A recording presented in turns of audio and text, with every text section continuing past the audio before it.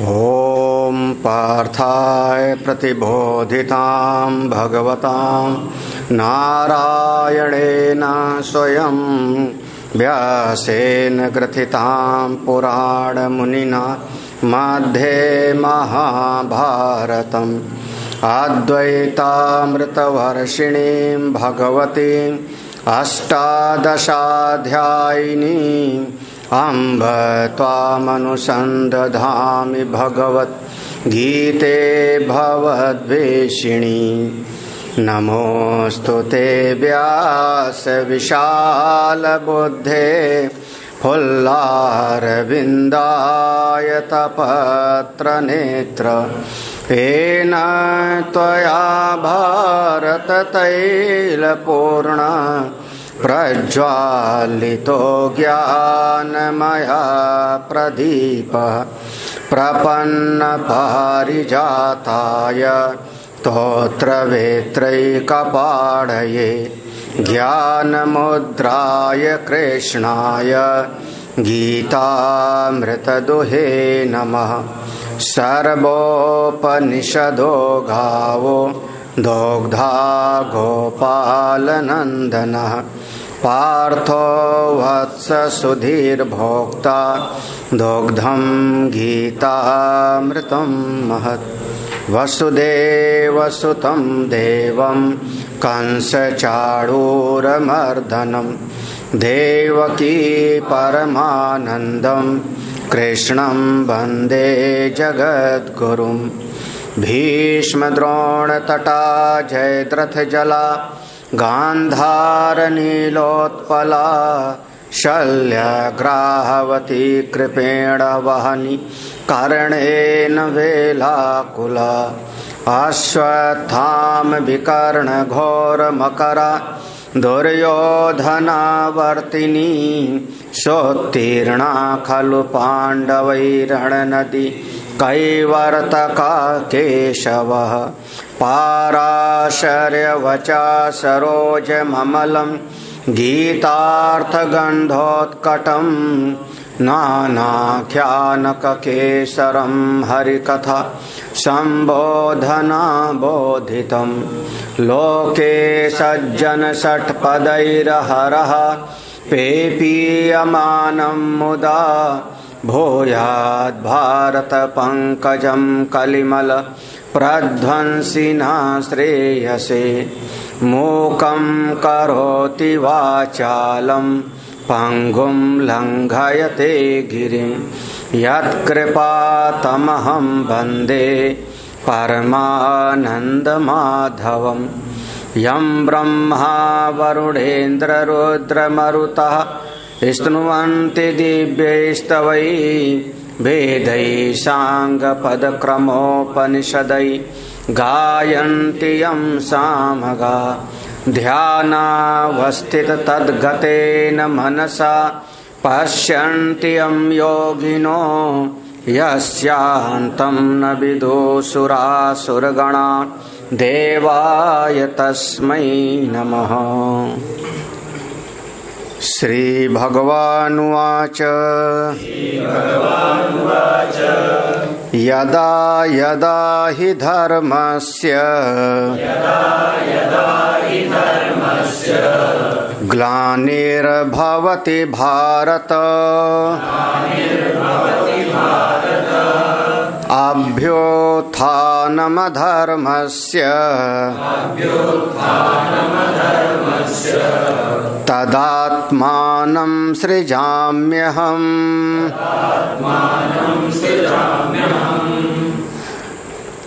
इस गीता चिंतन माला में समुपस्थित सभी संतजन भक्तजन, भगवान ने घोषणा किया मैं कब अवतार लेता हूँ।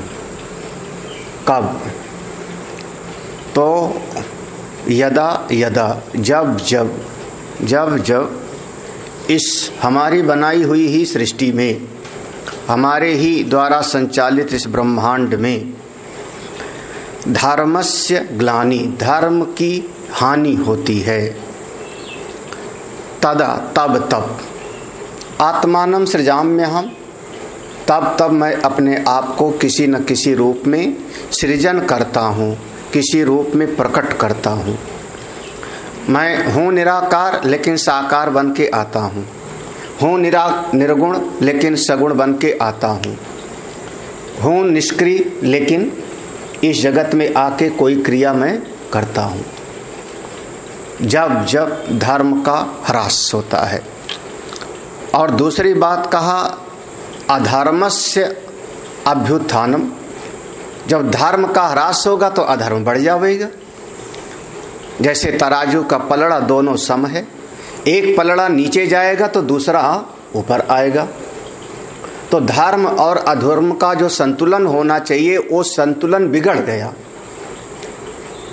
अधर्म बढ़ गया और धर्म का ह्रास हुआ। यह जो धर्म का ह्रास और अधर्म की बढ़ोतरी, इसको दो दृष्टि से समझना चाहिए। कल हम लोगों ने शाम को पूरा इस पर विचार किया, चिंतन किया, कल के सत्संग में श्रवण किया था। एक दृष्टि आज और विचार कर लेते हैं।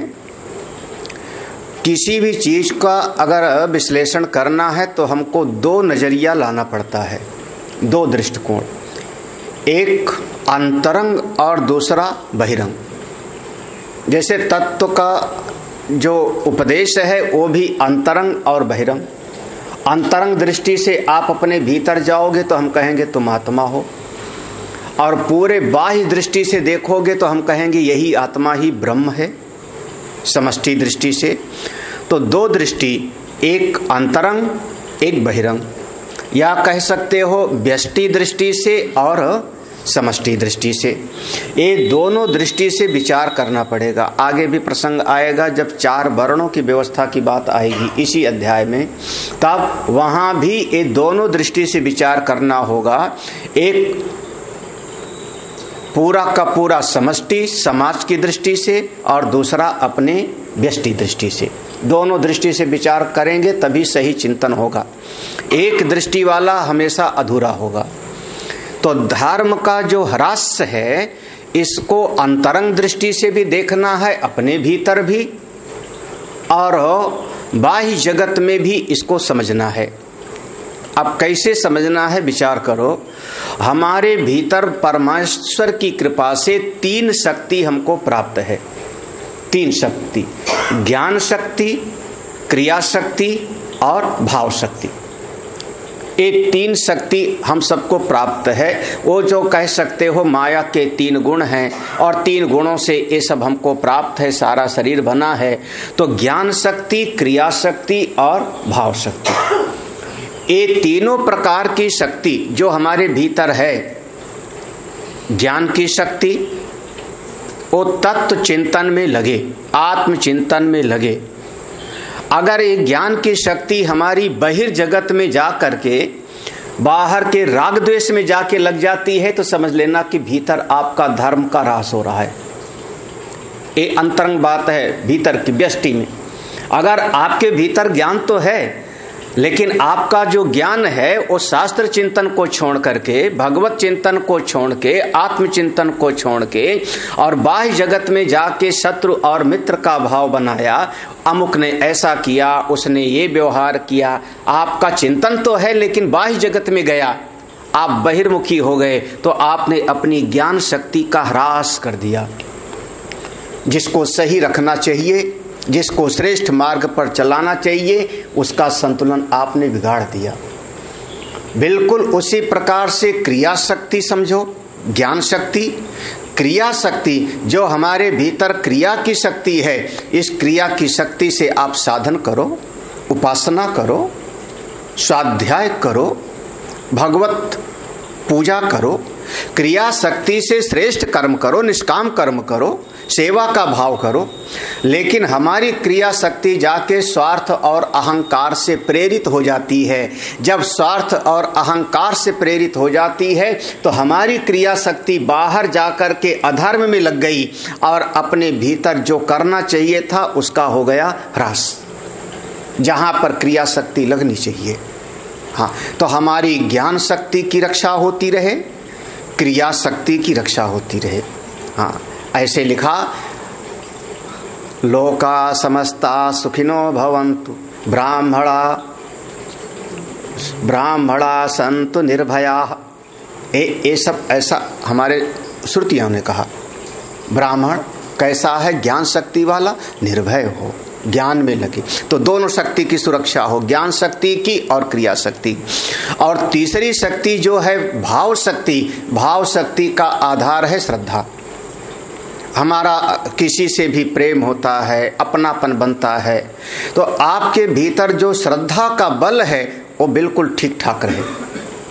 अगर श्रद्धा में जरा भी न्यूनता हुई तो समझना कि आपके अंतर जगत में धर्म का ह्रास हो रहा है, और फिर आपका जीवन एक सामान्य मनुष्य के जैसा हो जाएगा। जैसे हमारे यहाँ पर 10 लाख 50 करोड़ जीव जी रहे हैं, वैसे हमारा भी जीवन हो जाएगा।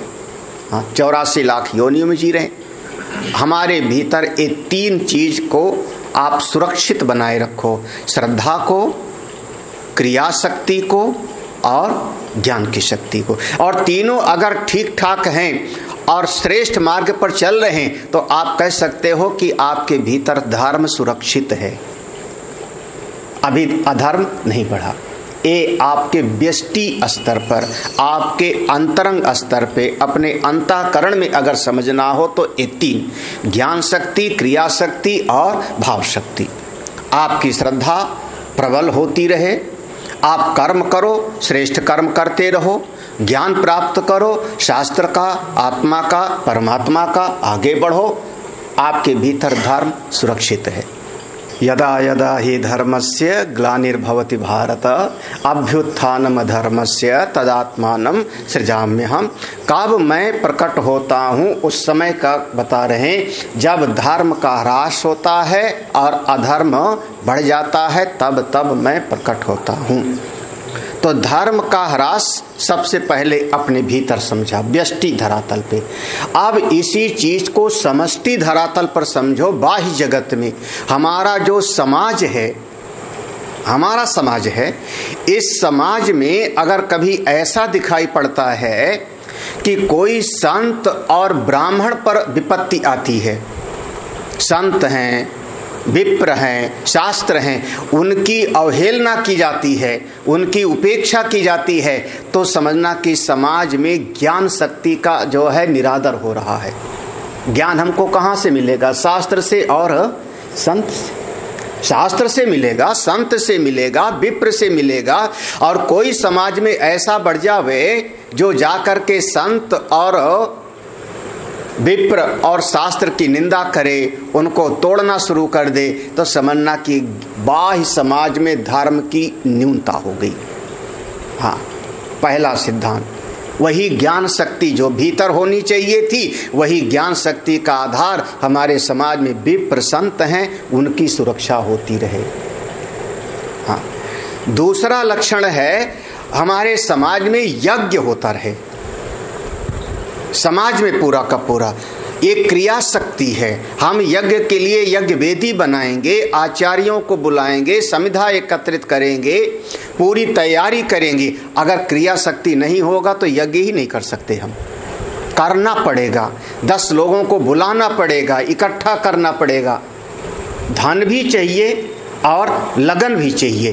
तो हमारे समाज में अगर यज्ञ होता रहे, समझना कि हाँ, समाज में धर्म की स्थापना है। यज्ञ यानी त्याग की भावना। अभी इसी 4th अध्याय में 12 प्रकार के यज्ञ का वर्णन आएगा। हाँ, ऋषि ने प्रार्थना किया, स्थिरैर अंगैः स्तुष्टुमागुम शस्त नोभि। हम अपने इन्हीं स्थिर अंगों से इस सारे जगत में यज्ञ होता हुआ देखें। समाज में यज्ञ की रक्षा होती रहे तो समझना कि धर्म की रक्षा है, क्रिया शक्ति ठीक ठाक है।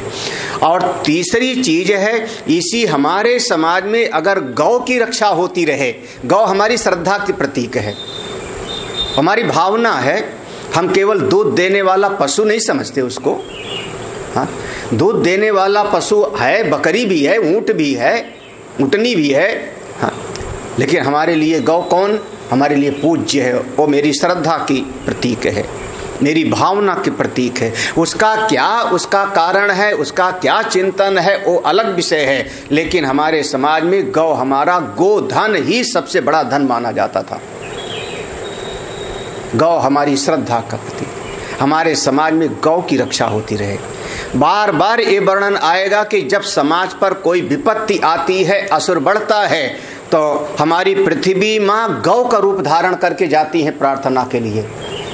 धर्म देवता बैल का रूप धारण करके जाते हैं प्रार्थना करने के लिए ब्रह्मा विष्णु के पास में, आप बचाओ हमको। हमारे समाज में गौ की रक्षा अगर होती रहे तो समझना कि समाज में धर्म की स्थापना है। तो दोनों धरातल पर व्यष्टि और समष्टि, अपने भीतर वो तीन शक्ति, ज्ञान शक्ति, क्रिया शक्ति और भाव शक्ति, तीनों ठीक ठाक है तो आपके अंतर जगत में धर्म स्थापित है।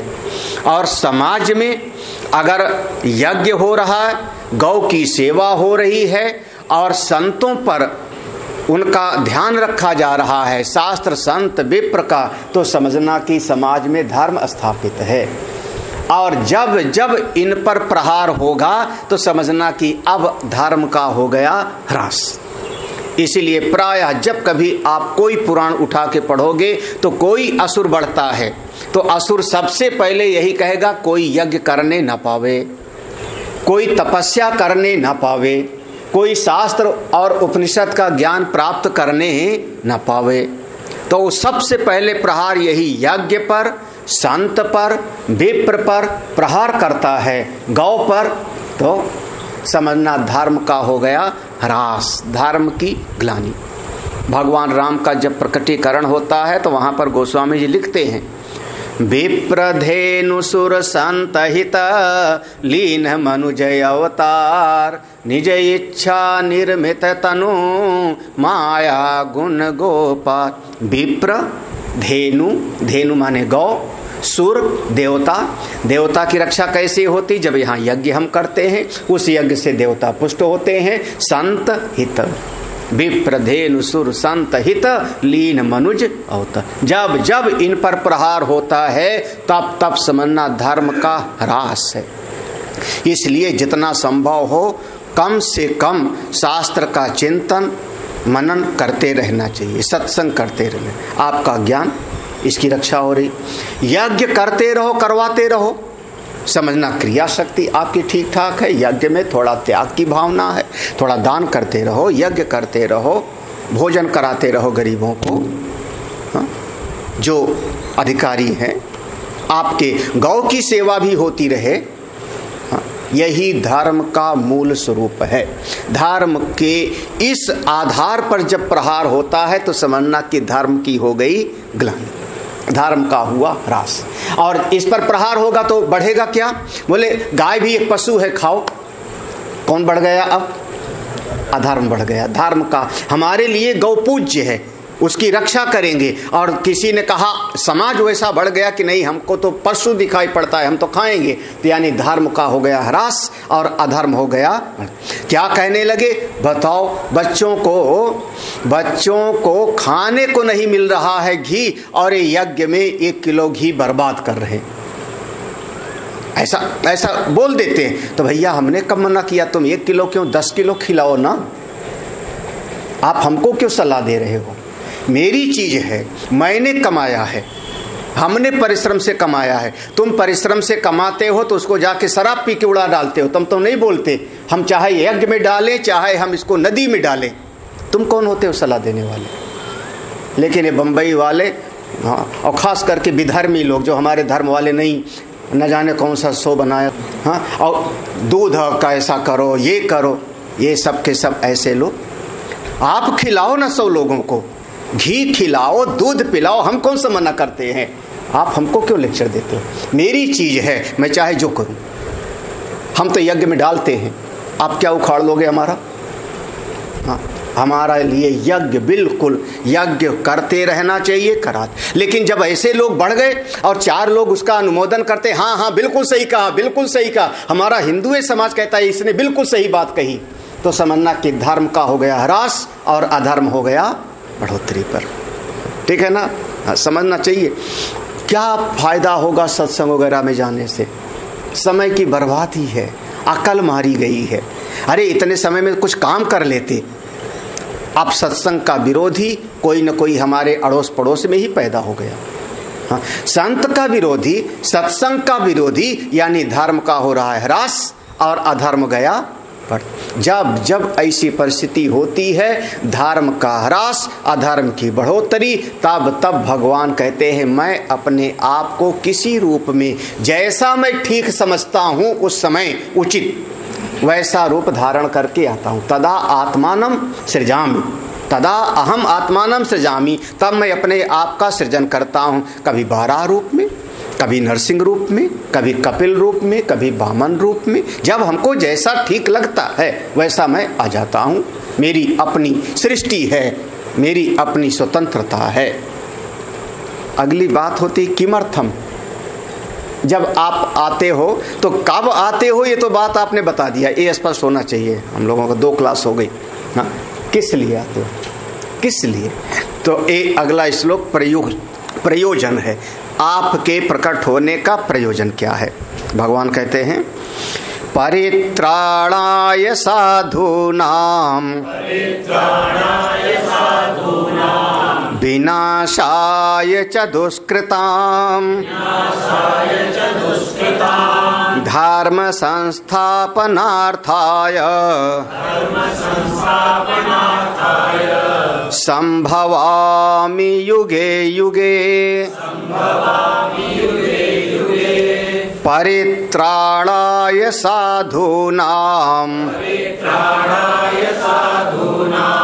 विनाशाय च दुष्कृतां धर्म संस्थापनार्थाय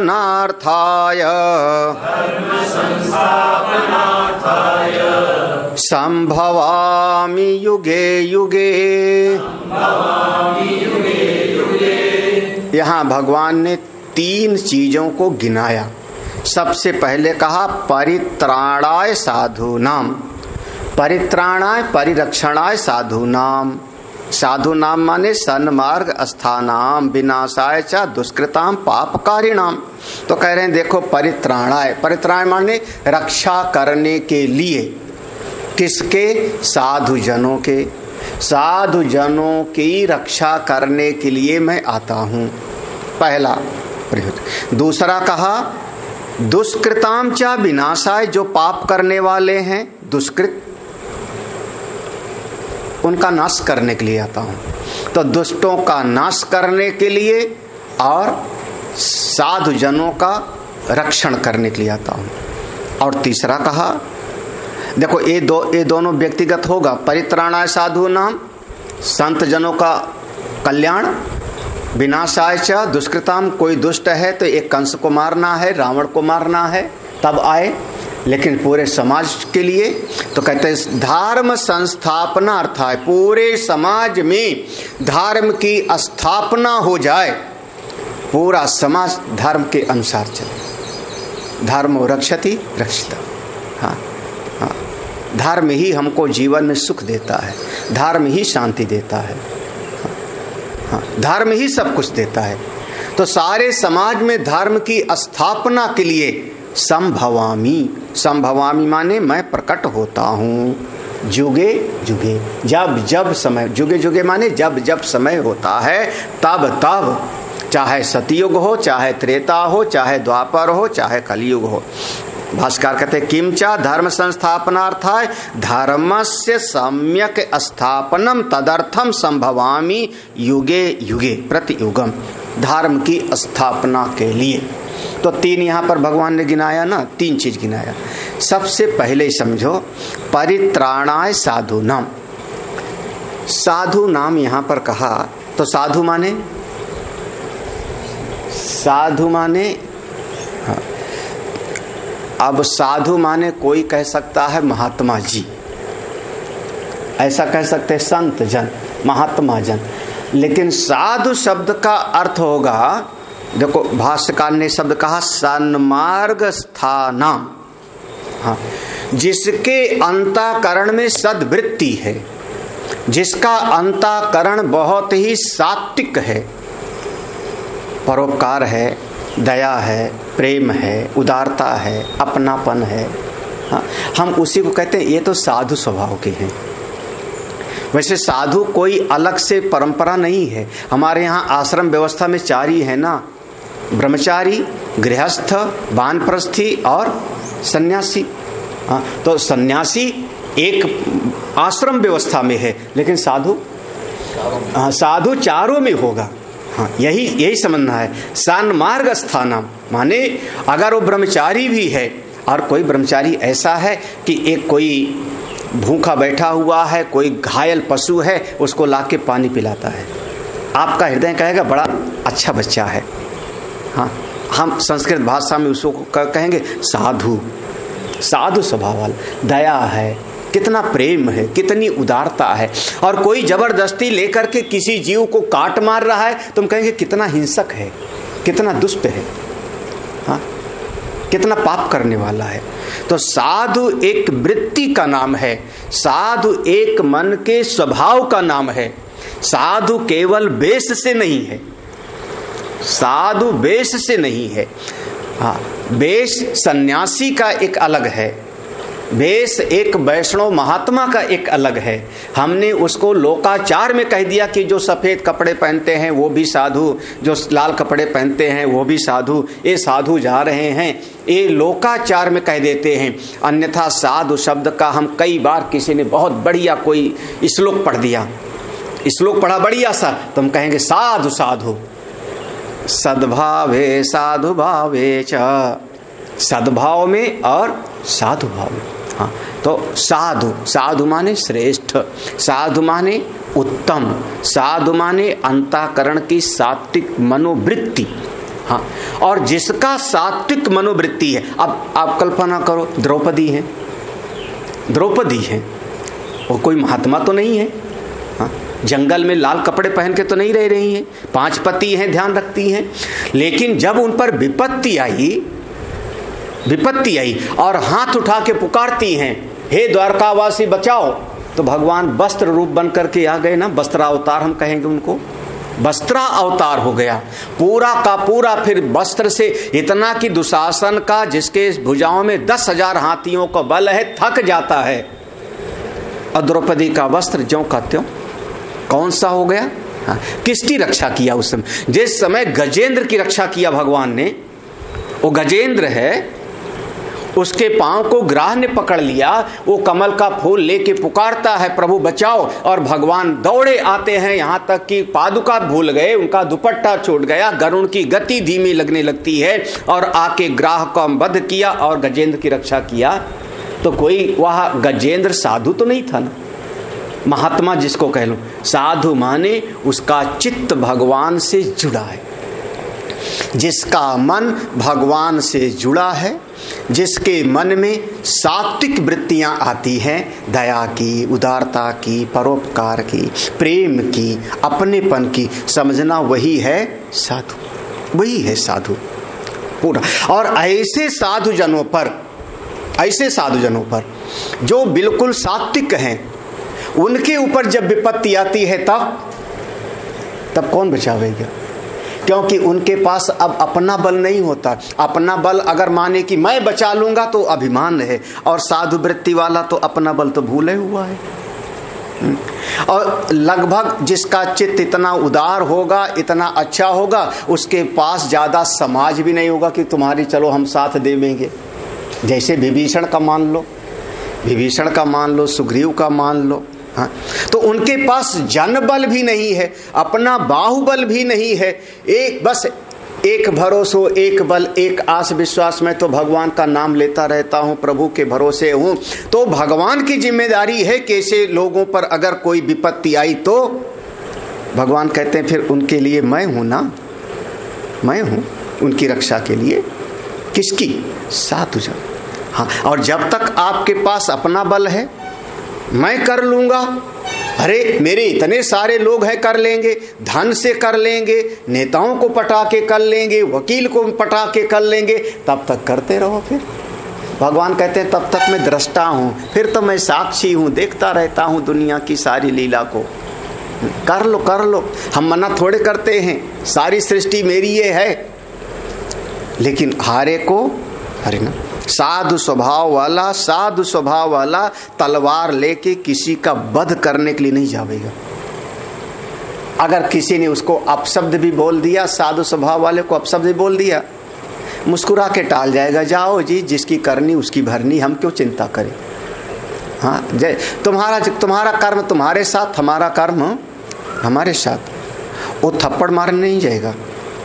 थोड़ा ये समझ के रखना। ऐसा किसी ने किसी की बुराई भी कर दिया, वो बहुत दुष्ट है, बड़ा खराब है, निंदा कर दिया, साधु स्वभाव वाला उसको भी सह जाएगा। सुनो तुम्हारे बारे में बड़ी बुराई कर रहा था, ठीक है, उसका मन खराब होगा तो बुराई कर रहा था, उसका मन खराब होगा। किसी ने कहा तुम्हारी वो बड़ा प्रशंसा कर रहा था, साधु स्वभाव वाला कहेगा अच्छा उसका मन अच्छा होगा इसलिए प्रशंसा कर रहा था। जिसका मन अच्छा था उसने हम में अच्छाई देखी, जिसका मन खराब था उसने हम में बुराई देखी। ये तो सबके अपने अपने देखने का नजरिया है। मैं तो जैसा हूँ वैसा हूँ। साधु स्वभाव वाला बिल्कुल सरल स्वभाव, हाँ बिल्कुल सरल। हाँ, अस सज्जन मम उर बस कैसे, अस सज्जन, ऐसा सज्जन अगर कोई होवे, कैसा, बैर न विग्रह आस न त्रासा। अगर ऐसा कोई सज्जन है तो मेरे हृदय में बसता। साधु माने सज्जन, वो चाहे गृहस्थ में हो, चाहे ब्रह्मचर्य में हो, चाहे बालक हो, चाहे वृद्ध हो, ऐसा कोई अब कभी कभी, अब प्रहलाद तो एक बालक है, 5 साल का 7 साल का, अभी तो उसका विवाह भी नहीं हुआ था। हाँ, भगवान का चिंतन करता है। चित्त वृत्ति कैसी है कि शुक्राचार्य के 2 पुत्र हैं, संड और अमर्क, और उन्होंने प्रहलाद को मारने के लिए एक राक्षसी को प्रकट किया, कृत्या राक्षसी, जा प्रहलाद को मार डाल। ये हमारे राजा का कहना नहीं मानता। वो कृत्या राक्षसी मारने जाती है और प्रहलाद भगवान के तेज से सुरक्षित हैं, भगवान के बल से सुरक्षित हैं। और कृत्या राक्षसी का अगर कोई बल ऐसा है, किसी ने किसी पर प्रयोग किया, और उसका ये सिद्धांत ही है कि अगर उस राक्षसी का वहां बल नहीं चलेगा तो अपने प्रयोग करने वाले पर ही प्रहार करता है। वो कृत्या राक्षसी लौट के आती है, प्रहलाद पर नहीं बल चला तो दोनों गुरुपुत्रों संड और अमर्क को ही मार दिया। दोनों गुरुपुत्र मर जाते हैं, संड अमर्क। जब मर जाते हैं, प्रहलाद, सब हाहाकार हुआ पूरा का पूरा गुरुकुल में। प्रहलाद सामने आए और फिर भगवान की स्तुति करते हैं, प्रभु अगर मेरे मन में जरा भी इनके प्रति द्वेष भाव ना हो, अगर मैंने जरा भी आपकी भक्ति की हो तो ये मेरे दोनों गुरुपुत्र जीवित हो जाऊं। अब उस चित्तवृत्ति को पढ़ो। हाँ, ऐसे साधुजनों की रक्षा के लिए मैं आता हूं, चाहे हमको खंभे फाड़ के आना पड़े, नरसिंह बन के आना पड़े। परित्राणाय साधु। हाँ, चित्तवृत्ति कैसी है, उस चित्तवृत्ति को समझाने के लिए पूरी प्रहलाद की कथा है। हाँ, पूरी प्रहलाद की कथा, ध्रुव की कथा, पूरा जो कथा पढ़ते हो, हरिश्चंद्र की कथा, उनका मन कैसा है, ऐसे साधु स्वभाव वाले बन जाओ। हाँ, साधु स्वभाव। गीता जी के वो 13वें अध्याय का 20 सूत्र, अमानित्वम अदम्भित्वम अहिंसा क्षांति आर्जवम आचार्योपासनम शौचम स्थैर्यम आत्मविनिग्रह। वहाँ 20 सूत्र हैं 5 श्लोकों में।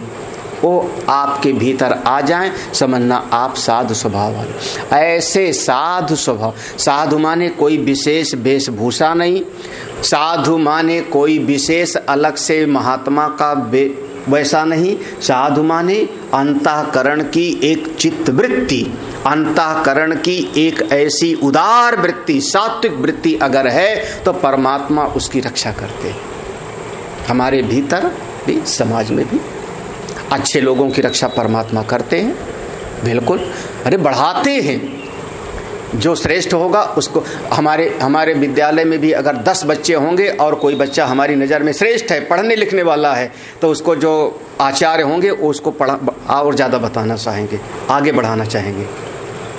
ऐसे सत्वृत्तियों की रक्षा करते हैं। सत्वृत्ति रक्षणाय च। दूसरा देखो, विनाशाय च दुष्कृता। दुष्कृत माने ऐसा कर्म, दुकृत यहाँ पर विसर्ग है। हाँ, ऐसा कृत, ऐसा कार्य जिस कार्य को हम करें उससे हम भी दुखी हों और दूसरा भी दुखी होवे। ऐसा हमने कार्य किया कि हम भी दुखी, मेरा मन भी दुखी और दूसरे भी दुखी, उसी कर्म का नाम हो गया दुष्कृत। दुष्कृत माने दुख देने वाला कर्म, दुख देने वाला कर्म। आप भी दुखी और दूसरे भी दुखी, ऐसे समाज में होते हैं बिल्कुल। अब ऐसा मत समझना कि किसी का जाके गला काट के आया तो बड़ा सुखी होता होगा, सुखी नहीं होता। तो जिसके गला काट के आया वो तो परिवार खंडित हो ही गया, और जो उसने काटा वो भी दुखी होता है। तो ऐसा कर, अगर दुर्योधन है तो दुर्योधन के कर्म से ऐसा मत समझना कि वो सामने वाले दुखी हो रहे हैं, आपका परिवार भी तो दुखी हो रहा है। आपके परिवार के भी तो सब लड़के मर गए, 100 भाई मर गए तुम। इसी का नाम हो गया दुष्कृत। दुष्कृत माने जिस कार्य से स्वयं भी दुखी और दूसरे भी। एक काम करने वाले सब राक्षस होते हैं। ऐसे कार्य करने वाले असुरों का नाश करने के लिए मैं आता हूँ। दो बातें हो गई। हाँ, साधु जनों की रक्षा के लिए और दुष्कर्म करने वाले लोग, दुष्कृत करने वाले लोगों का नाश। तीसरा है धर्म संस्था। अब पूरा समाज में जाओ, अभी तक देखो, मान लो कोई एक राक्षस बढ़ा, हिरण्याकश्यप, हिरण्याक्ष, उसका नाश कर दिया। प्रहलाद की रक्षा के लिए भगवान प्रकट हो गए। अब कथा के माध्यम से इसको आसानी से समझ लेना, कथा के माध्यम से। लेकिन पूरे समाज में धर्म की स्थापना हो जाए, ये भी मेरी जिम्मेदारी है, ये भी मेरी जिम्मेदारी है। हाँ? धर्म की परिभाषा कल ही पढ़ी थी ना हम लोगों ने, जगतः स्थिति कारणम प्राणिनाम अभ्युदय निश्रेयस सिद्धि यह सा धर्म। ऐसे था ना, जगतः स्थिति कारणम, सारे जगत में धर्म की स्थापना हो रहे, सारे समाज के लोग अच्छे रहे। अब आजकल लोग समझते हैं प्रशासन ऐसा कर लेगा, कानून ऐसा कर लेगा। अब प्रशासन का नियम पालन कराने वाले के भी अपने पराये होते हैं। उसका अपना हो जाएगा तो तरीका बदल जाएगा, पराया हो जाएगा तो प्रशासन वाले का तरीका बिल्कुल बदल जाएगा। कौन जिम्मेदारी किसकी है? भगवान कहते मेरी जिम्मेदारी है, क्योंकि सारी सृष्टि की उत्पत्ति मुझसे हुई है और सबका पालन करने की भी जिम्मेदारी है। तो सारे समाज में धर्म की स्थापना हो, आपके अंतर जगत में भी, बाह्य जगत में भी। इसलिए मैं समय समय पर प्रकट होता हूँ, समय समय पर किसी भी रूप में आता हूँ। अब चाहे आप अर्चा अवतार कह लो, अंशा अवतार कह लो, विभवा अवतार कह लो, आवेशा अवतार कह लो, पूर्ण अवतार कह लो, मेरे समस्त अवतारों का मूल प्रयोजन यही होता है। इस पर एक प्रश्न यह किया कि अगर समाज में धर्म की स्थापना हो जाएगा तो ये जो है दो ऊपर, जो साधु जनों की रक्षा और दुष्टों का नाश, हाँ, ये उससे अलग कहाँ होगा? धर्म की स्थापना हो गई यानी दुष्ट का नाश हो गया, साधु जनों की रक्षा हो गई। तो ये कई चीज़ दिखाई पड़ रहा है, धर्म की स्थापना। तो वहाँ कहा कभी कभी ऐसा भी दिखाई पड़ता है कि समाज तो पूरा धार्मिक है, लेकिन कोई उसमें एक व्यक्ति है जो धर्म का विरोधी भी होता है। ऐसा भी कभी कभी समाज दिखाई पड़ता है, ऐसा भी दिखाई पड़ता है। और कभी कभी ये दिखता है कि सब तो ठीक है, लेकिन कोई जो बहुत उदार है, सज्जन है, उसी को लोग सताते भी बहुत हैं, ये भी दिखाई पड़ता है। और इस पर बहुत ज़्यादा जो है चिंतन करने का तो जो है कर सकते हैं। तात हम अब इसके बाद भगवान आगे कहते हैं। अब यहाँ पर समझना, भगवान ने अपना बताया, अवतार में 4 चीज़ें बताई थी, अवतार में 4 चीज़ें बताई थी। जन्म मृत्यु से रहित है, जन्म मरण धर्मा मुझ में नहीं। आजो अपि माने मैं जन्म मृत्यु से परे, ये अवतार का पहला था। दूसरा था अव्ययात्मा, अक्षीण ज्ञान शक्ति स्वभाव, मेरे भीतर सर्वज्ञता हमेशा ज्यों का त्यों रहती है, ज्ञान शक्ति हमारा कभी क्षीण नहीं, मैं हमेशा सर्वज्ञ हूँ।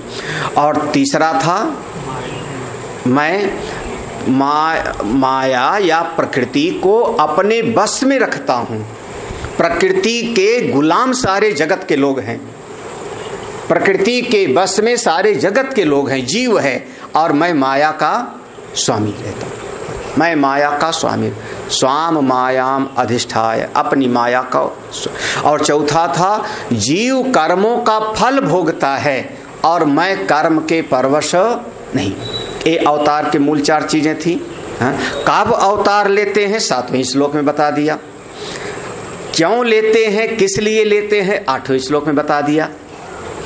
अब इस 9वां श्लोक है हमारे लिए, हमारे लिए इसलिए कि आप भगवान को जो यहाँ बताया गया, जैसे भगवान का स्वरूप है वैसे मेरा भी स्वरूप है। अगर वही स्वरूप आप अपना समझ लोगे तो आप समझना कि भगवान की भगवत्ता को समझ लिया। भगवान का स्वरूप है अजन्मा, और जो जन्म लेते हैं क्या कहा, जात इव देहवान इव, जन्मा हुआ सा शरीरधारी जैसा, बिल्कुल वैसे मेरा स्वरूप है। मैं भी अजन्मा हूं और ऐसा लगता है कि जन्म हुआ है। मेरा कोई शरीर नहीं है, किसका, मुझ आत्मा का। अगर आप जो जो भगवान का स्वरूप है अपने भीतर धारण कर लो तो आप उस स्वरूप को समझ लोगे। भगवान को समझने के लिए भगवत स्वरूप होना पड़ता है। हाँ, तादृशा एव ज्ञायते, उन्हीं के जैसे हो के जाना। श्लोक पढ़ते हैं। जन्म कर्म च मे दिव्यम एवं यो वेत्ति तत्त्वतः त्यक्त्वा देहं पुनर्जन्म नैति मामेति सोऽर्जुन। जन्म कर्म, जन्म च कर्म च, मेरा जन्म और कर्म दोनों, मैं माने मेरा, मेरा जन्म और मेरे कर्म सारे के सारे दिव्यम, ये सब के सब दिव्य हैं। दिव्य कहने का मतलब कि इस लोक में जैसी समझ है वैसा मत समझना। इस लोक में जैसे इस जन्म को लोग समझते हैं वैसा मेरा जन्म नहीं। इस जगत में जैसे कर्म को समझते हैं वैसा मेरा कर्म नहीं। यो व्यक्ति, जो कोई भी जानता है, व्यक्ति माने जानता है तत्वतः, असलियत में। तत्वतः माने वास्तव में, सही सही ज्ञान। हाँ। भगवान ने गोवर्धन उठाया, भगवान ने पूतना का वध किया, भगवान ने माखन चुराया, ये सब भगवान की क्रियाएं हैं, ये दिखाई पड़ती है। भगवान से पूछो प्रभु आपने माखन चुराया, आपने पूतना को मारा?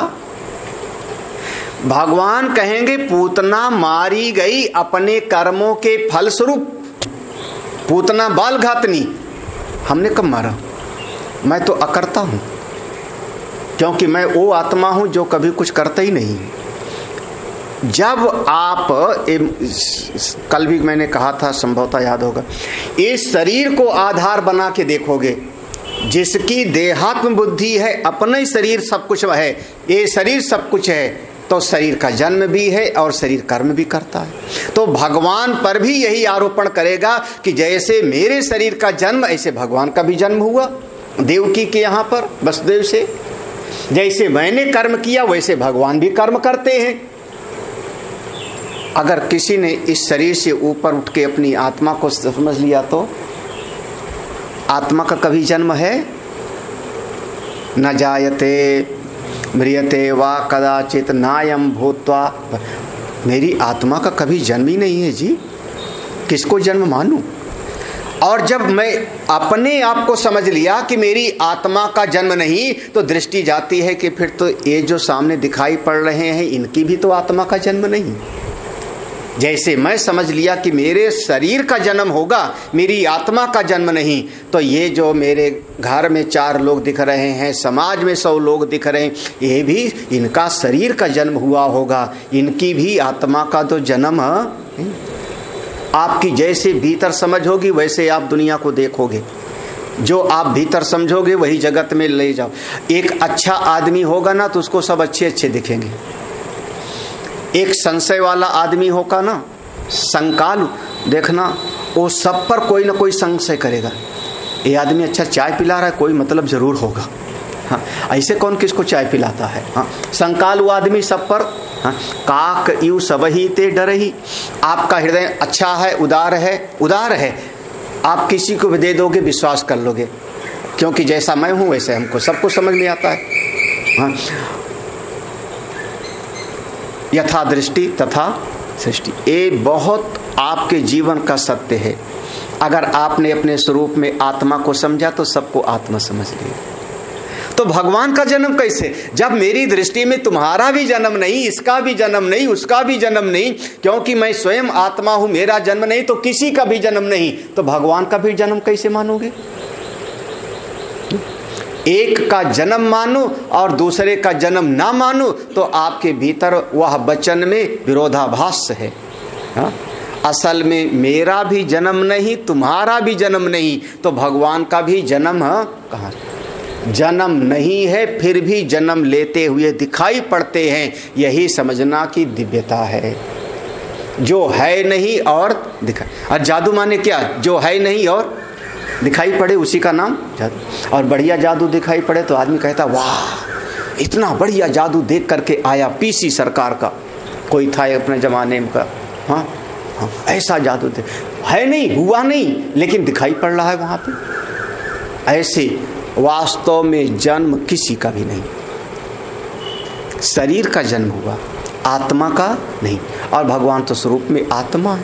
तो ये जो समझ लेता है, समझना तत्व से जान लिया। दूसरा, अच्छा कर्ता कौन है? कर्म माने कौन कर रहा है? अब हमने चिंतन करके गुरु कृपा से, शास्त्र कृपा से ये समझा कि करने का सारा काम कर्मेंद्रियों का है।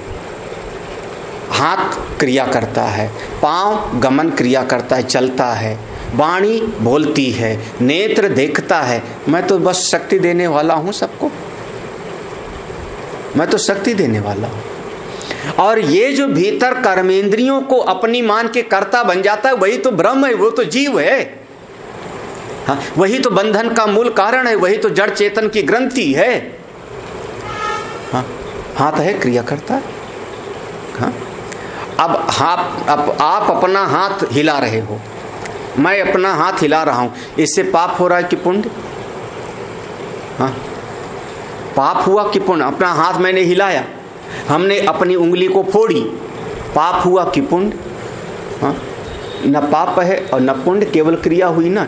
लेकिन जब हमने इसी हाथ से भीतर से, अभी तुमको एक थप्पड़ मारूंगा, और गुस्से में आकर के भीतर देखो, पहले आया क्रोध, और क्रोध में आकर के हमने एक थप्पड़ मार दिया। अब इसको, जो भीतर क्रोध करने वाला था उसको जाके पाप लगा, हाथ को कोई पाप हाथ को पाप नहीं लगा। पाप किसको लग रहा है? हाँ, जिसके भीतर क्रोध। इसी हाथ से हमने, हमारे भीतर दया की वृत्ति आई। ये भूखा आदमी बैठा है, इसको थोड़ा रोटी खिला दूं, हमने हाथ से रोटी खिलाई। दया वृत्ति कहाँ थी? हाथ पे नहीं। दया का भाव हाथ में नहीं था, दया का भाव था दिल में, हृदय में। हमारे हृदय के भीतर वह जो जीवत्व है, उसके भीतर दया का भाव आया, तो उसका पुण्य आएगा कहाँ पर? जीवत्व में। तो वास्तव में तो कोई करने वाला नहीं, कर्मेंद्रियां कोई नहीं। आत्मा की दृष्टि से तो बस ये समझो कि इंद्रियां करती हैं, आत्मा तो अकर्ता है। आंख देखती है, आत्मा नहीं देखती। कान सुनता है, आत्मा नहीं सुनता। वाणी बोलती है, मैं बिल्कुल नहीं बोलता। जब मैं ये तत्व में स्थित हो गया तो समझ लेता हूं सारा जगत भी ऐसे, सब करते हुए भी कुछ नहीं करता, खाते हुए भी नहीं खाते, बोलते हुए भी नहीं बोलते, चलते हुए भी ही नहीं चलते। जब ये समझ लेंगे तो उन परमेश्वर के बारे में भी, भगवान सब करते हुए, रथ चलाते हुए भी कुछ नहीं कर रहे हैं, समझो, चक्र चलाते हुए भी कुछ नहीं कर रहे हैं। जो इस तत्व को जान लेता है, मेरा जन्म भी रहस्यमयी है, कर्म भी रहस्यमयी है। जो इस रहस्य को तत्व से जान लेता है, जब वो शरीर छोड़ेगा, देखो त्यक्त्वा देहम, ये शरीर को छोड़ेगा, तब पुनर्जन्म नायेति, उसको दोबारा जन्म लेना नहीं पड़ेगा। ना एति माने एंड गतो धातु से, दोबारा उसको जन्म नहीं लेना पड़ेगा। क्यों? माम ऐति, वो मुझको प्राप्त कर लेगा। आत्मा सो परमात्मा, भाष्य देख लो। जन्म माया रूपम कर्मचा साधु परित्राणादि मे मम दिव्यम अप्राकृतम ऐश्वरम एव यथोक्तम यो वेति तत्वता तत्वेन यथावत्। जन्म कैसा है मेरा? माया रूपम, मतलब पहले कहा था ना, संभवामि आत्मा माया। हमारा जन्म माया रूपी है, असली नहीं है। जैसे रामलीला के मंच पर कोई विश्वामित्र का रोल अदा करे, हाँ, तो असली नहीं है, वो वेशभूषा बनाया हुआ है, बातचीत भी वैसे करता है, लेकिन वास्तव में वो विश्वामित्र नहीं है। कैसा है? रामलीला में रंगमंच पर ऐसे भगवान कहते हैं, इस जगत में मैं आया हूं तो मेरा जन्म माया, असली माया रूपम माने असली नहीं है। माया रूपम का अर्थ हुआ असली नहीं है। जो दिखाई पड़ रहा है वो नहीं है, और जो है वो दिखाई नहीं, माया रूपम। अच्छा, कर्म कौन सा? कह रहे हैं साधु परित्राण आदि, धर्म की स्थापना करता हूँ, साधु जनों की रक्षा करता हूँ, दुष्टों का नाश करता हूँ। अच्छा, भगवान जब मारते हैं किसी को तो पाप लगेगा क्या? भगवान किसी पर करुणा किए, कृपा किए तो उसको भगवान को पुण्य लगेगा क्या? हाँ, अगर कर्म मानोगे तो पाप पुण्य लगेगा। हाँ, ओ महाराज मान लो, अच्छा उसने गाली दिया मंच पर उसने कहा कहाँ है तपस्वी राम? हाँ, रामलीला चल रहा था, रामलीला में जो है, अब उसने कहा कहाँ है तपस्वी राम, लाओ उसकी सीता का हरण करके लाते हैं। पाप हुआ क्या? हाँ, वहां देखने वाले भी ताली बजाते हैं, बहुत बढ़िया रोल किया। मंच से उतरता है तो भी उसको शाबाशी देते हैं, तुमने बहुत बढ़िया किया, पुरस्कार देते। वहाँ न पाप है और न पुण्य। हाँ, साधु परित्राणादि में मम दिव्यम, सब का सब मेरा केवल लीला मात्र है। कैसा है? अप्राकृतम ऐश्वरम, अप्राकृतम, ये प्रकृति के अनुसार नहीं है, वो दिव्य है, जैसे प्रकृति में होता है वैसा नहीं। हाँ, जो इसको ठीक ठीक समझता है, यानी अपनी आत्मा को समझता है, वह यथावत जानता है, वो ये फल है। फल क्या होगा? त्यक्त्वा देहम, शरीर को छोड़ेगा। इमं पुनर्जन्म पुनः उत्पत्तिम न ऐति न प्राप्नोति, तो ये शरीर को जब छोड़ देगा तो पुनर्जन्म माने पुनः उत्पत्ति, दोबारा उसको जन्म लेना नहीं, दोबारा जन्म नहीं होगा। जन्म मृत्यु, बताइए, जाना हमने आत्मा को, जाना हमने भगवान के रहस्य को, प्रभु आपका ये स्वरूप है, आप तत्व से ऐसे हो, और फल मिला हमको, ये फल हमको मिला। क्या मिला? कि फिर माम ऐति, माम ऐति, माम ऐति आगच्छति समुच्यते, समस्त जन्म मृत्यु के बंधन से छूट जाता है और मुझ परब्रह्म परमात्मा को प्राप्त। जानत तुम्हें हो जाई, सोई जान जय देहु जनाई, जानत तुम्हें हो जाई, ऐसा होता है। अब एक बात है, ये सारे लोग फिर भगवान को क्यों नहीं जान लेते? फटाफट जान लेना चाहिए। हाँ, अब इतना अच्छी बात है, भगवान है, मैं आत्मा हूं, जानो और मुक्त हो जाओ। बोले बात तो अच्छी लग रही है, बात तो बढ़िया लगती है सुनने में। कभी कोई मुक्त हुआ है? कभी कोई ब्रह्मज्ञानी हुआ है? हाँ, समाज में कई बार ऐसा प्रश्न पूछ लें, महाराज आपने किसी जीवन मुक्त महात्मा का दर्शन किया है? हाँ, कोई ऐसा तत्व ज्ञानी हुआ है इस जगत में? अब इसका मतलब वो कहना क्या चाह रहा है कि इसका मतलब कि आप अभी नहीं हो ना, और सामने आप तो बैठे हो तो देख लो, जीवन मुक्त तो हैं, लेकिन उसका भाव है कि अभी आप तो साधना कर रहे हो, पहुंच ही जाओगे। किसी का दर्शन किया हो तो बताओ।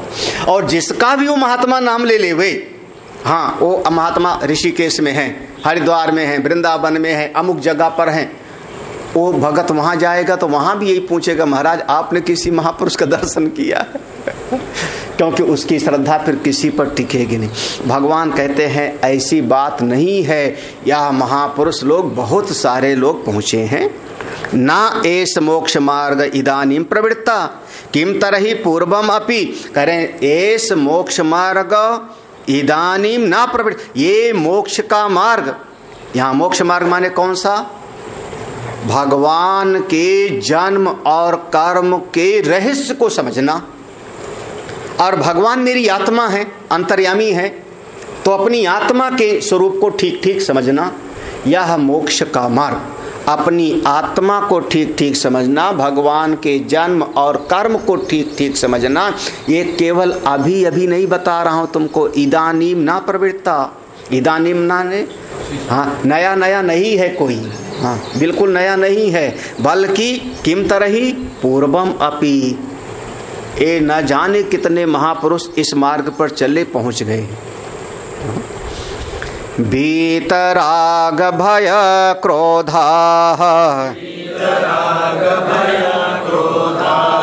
मन्मया मामुपाश्रिता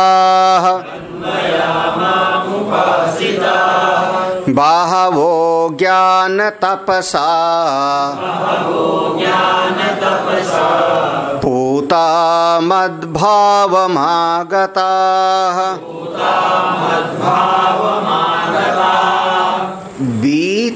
बीत माने बीत गया, निकल गया जिनके भीतर से क्या? तीन चीज, राग भय और क्रोध। तो राग भय और क्रोध जिनके चित्त से निकल गया है, और मन कहाँ लगा अब उनका? मन माया, उनका मन मुझसे लग गया है। किसकी शरण में है? कई बार होता है कि मन कहीं और लगा होता है और आदमी किसी और से जो है वो प्रार्थना करता है। ऐसा संभवतः हम लोग अपने जीवन में देख सकते हैं कि जैसे एक छोटा बच्चा है, छोटे बच्चे का मन अपनी माँ से लगा है, बिल्कुल माँ की गोद में है, और माँ की गोद में रहते हुए भी वो बगल से खिलौना मांगता है।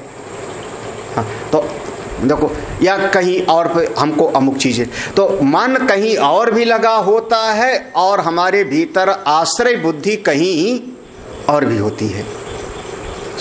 ऐसा अपने जीवन में आप लोग समझ, सीधा कहूँ बिल्कुल सरल भाव में, तो पति का मन लगा है पत्नी से, पत्नी का मन लगा है पति से, विवाह हुआ तो, लेकिन आश्रय बुद्धि कहाँ पर है? बढ़िया पैकेज वाली नौकरी मिल जाए तो फिर हमारा परिवार अच्छा चलेगा। मन लगा है पत्नी से और आश्रय बुद्धि कहाँ पर है? पैसे पर। हाँ, थोड़ा पैसा और हो जाता तब हमारा ठीक होता। मन परिवार से लगा है तो मन मया, मन भी मुझसे लगा हो, और माम उपाश्रिता, आश्रय बुद्धि भी मेरी हो। देखो, हाँ ऐसा एक दो नहीं, यहाँ देखो तो तीन चीजें तो बताया निकल जाने की, निषेधात्मक तीन चीज है। बीत निकल गया, कौन कौन सा? राग भय और क्रोध, जिनके अंतःकरण में से तीन चीजें निकल गई। और दो वृत्ति जो विधेयात्मक है, मन मुझसे लगा है और आश्रय बुद्धि भी मुझ पर है। ऐसे एक दो नहीं, बहुत सारे महापुरुष लोग जो ज्ञान रूपी तप से पवित्र हुए, वो मेरे स्वरूप को प्राप्त कर चुके हैं। मद भावम आगता, मेरे स्वरूप को प्राप्त किए हैं। हम इसका भाष्य आगे देखेंगे, थोड़ा बढ़िया है श्लोक, बहुत बढ़िया श्लोक है। और